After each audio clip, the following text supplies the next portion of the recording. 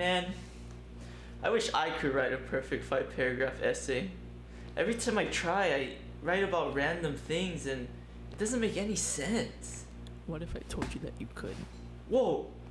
Who said that? That is me. In other words, you. What? Future you, who will present this in class on December 5th, 2019. Huh. Well, that makes sense. Of course it does. Now past self. Catch this. Oh! What in the world is A this? textbook of the various theoretical approaches of writing. No way. Do you expect me to read this? It's just a good prop for the video. Oh. Okay. How do you start an essay? Whoa. I just start writing? About what?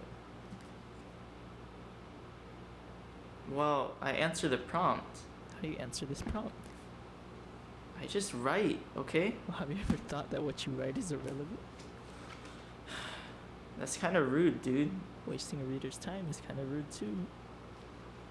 Okay. True. Well, how should I start? Write a thesis statement. A what statement? Thesis. Thesis. Oh. Kind of like that dinosaur? Thesaurus? No, not at all. By the way, that's not a dinosaur. Really? Anyways, the thesis statement will be your guiding question. Something you'll refer back to in the body paragraphs and the conclusion. How do you even make something like that? Well, let's say you're responding to a question that asks, what is the greatest food? Okay. Well, chicken nuggets, for sure. Great. I strongly disagree, but a thesis statement could be chicken nuggets are the greatest food because they are salty, unhealthy, and processed. Well, those words don't seem very positive to me. Good catch. Now, how would you change it? I would change it to delicious, nutritious, and lubricious.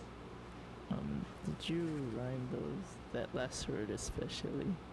No. Who do you think I am? Ow? Moving on. Let's get on to the paragraphs themselves. How do I even write those? Follow what your thesis statement said. The first word, delicious. How are nuggets delicious? Well, chicken nuggets are made of meat, and meat is tasty. Oh, their skin too. So yummy. So crunchy.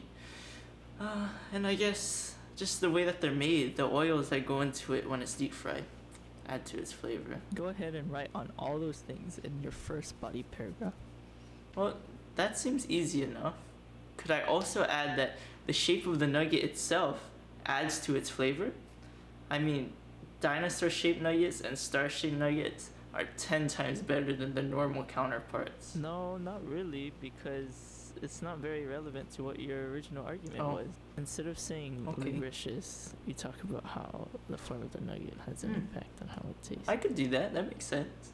See, while you're writing, keep your options open and try not to argue for things that don't make sense or aren't very strong supports. Future me is really smart. Thanks. After this video, you'll be just as smart. Great. In the meantime, you've got to work on what is called a transition. Oh, that's the thing that you just did when you threw me against the wall. Exactly. That was a rough transition though. You want a smooth one that eases into the next scene, or paragraph in this case. Okay, but how is taste connected to nutrition? Maybe talk about how it's so good that you can't stop yourself from eating them, so then you eat too much and all the calories add up and suddenly you're suffering. That's really good, but how about instead of suffering, we change it to how it satisfies your hunger and fills you up? Whatever you say past self, let's move on to the conclusion. Okay, let's go. A simple heads up can go a long way. Wow, you're actually a genius. Thanks, I know. Anyways, here you want to restate your thesis statement in a unique way that stays with your reader, even after they're done reading. That sounds good, but what if I also forgot what my thesis statement was? Well, the great thing about video is that you can rewind. Okay. Hey, that's me. Yep, that's us. Okay, well, I remember my thesis statement now. And we can just pause it there, refer back to it whenever we need to. I guess I could say that chicken nuggets are all these things I've said, and more. So you should go out and try one for yourself. That's a great concluding sentence because you're also engaging the reader with a call to action, a phrase that asks them to go out and do something with what they now know. Yeah, that's totally what I was going for. Well, I think that's all for today. You can start watching TikTok memes and go out and write the perfect paragraph essay. Thanks, future me. No problem.